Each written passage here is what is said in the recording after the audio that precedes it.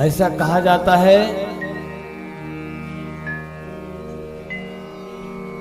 कि जो भगवान के विवाह में सम्मिलित होता है, भगवान उसके यहाँ जो भी विवाह संस्कार, जो भी यज्ञ अनुष्ठान होते हैं, उसमें आकर के जरूर सम्मिलित होते हैं। भगवान ने पहला विवाह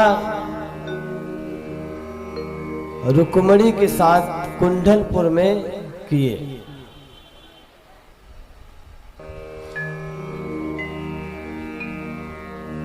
उसके बाद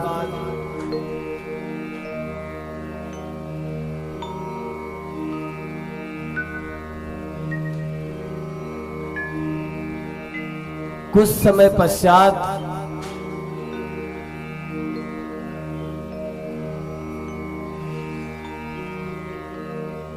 रुक्मिणी के यहाँ एक बालक का जन्म हुआ जिसका नाम था प्रद्युम्न। और जन्म लेते ही उसका हरण हो गया।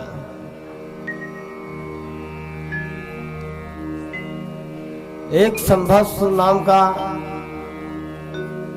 राक्षस प्रद्युम्न का हरण कर लिया और ले जा करके उसको समुद्र में डाला। और उस शिशु को एक मछली निगल गई। मछुआरे ने संयोगवश उसी मछली को पकड़ा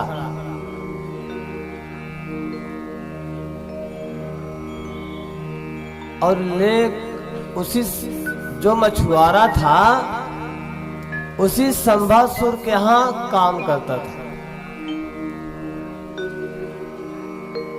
ले आकर के संभस्सुर को मछली दिया।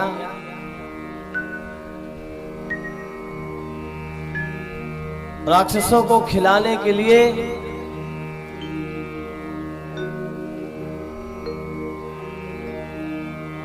रसोई में लेके गया। जैसे मछली को काटा ना तो उसमें से बालक निकला।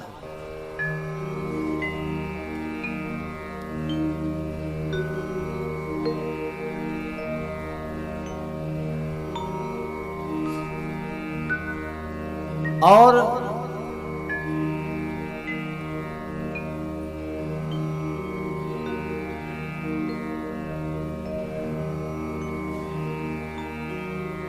वहां पर जो काम कर रही थी वही उस बच्चे का पालन पोषण किया और पालन पोषण करके बड़ा किया। वो प्रद्युम्न पिछले जन्म के कामदेव जी थे और जो पालन पोषण कर रही थी उन्हीं की पत्नी रति थी। जब सती भस्म हो गई थी तो भगवान शिव समाधि लगा लिए थे। उस समय एक तारकासुर नाम का राक्षस ब्रह्मा जी से वरदान प्राप्त कर लिया था, अगर हमारी मृत्यु हो तो भगवान के बेटे से। और भगवान शिव समाधि में एक पत्नी यज्ञशाला में भस्म हुई। ऐसा कुछ लग नहीं रहा था कि भगवान दूसरा विवाह करेंगे। इसके लिए इस प्रकार का वरदान मांगा, अगर हमारी मृत्यु हो तो भगवान शिव के बेटे से।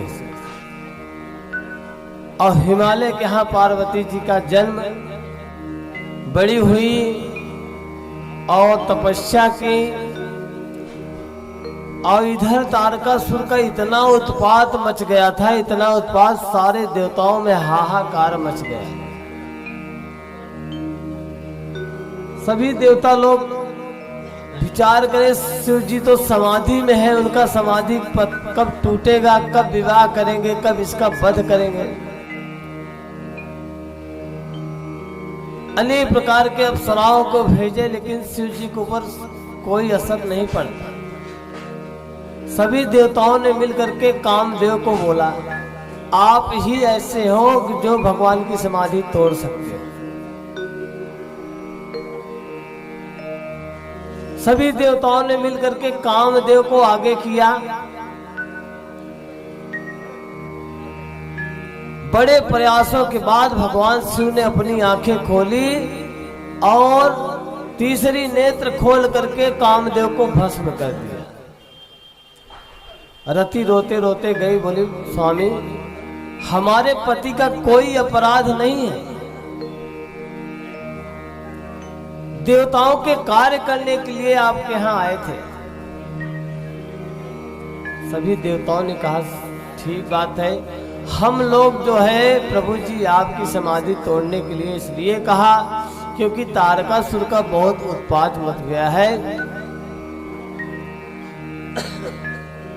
उससे आप ही बचा सकते हो। बोले हमें क्या करना होगा? बोले हमें, सभी देवताओं ने कहा आपको विवाह करना होगा। भगवान भोलेनाथ तैयार हुए और पार्वती के साथ विवाह हुआ और फिर पार्वती से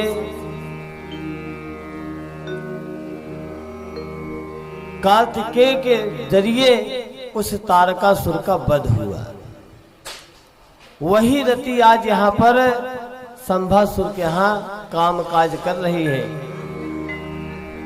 और शिव जी ने कहा कि अगर कोई गलती आपकी है नहीं तो कोई बात नहीं, अब आपको प्रत्यक्ष रूप में कामदेव तो नहीं प्राप्त होंगे, अभी इस समय आप जैसे चाहें अप्रत्यक्ष रूप में कामदेव आपके पास हमेशा रहेंगे। द्वापर में